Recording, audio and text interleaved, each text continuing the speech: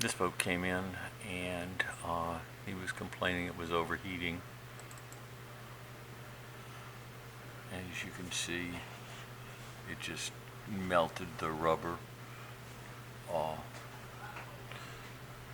And he was wondering why it was smelling, but that's why it was smelling. It was because that side of the engine was overheated.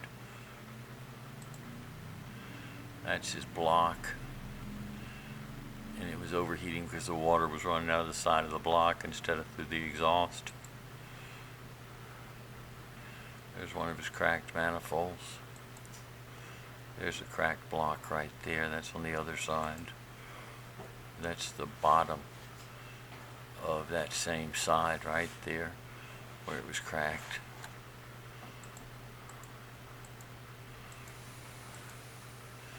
And there's the oil that was in it. As you can see, it looks like chocolate milk, and there's a crack down there.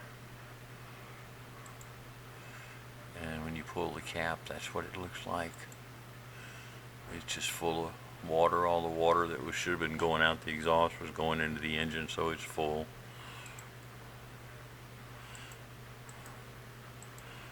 Cute little boat, but it's done.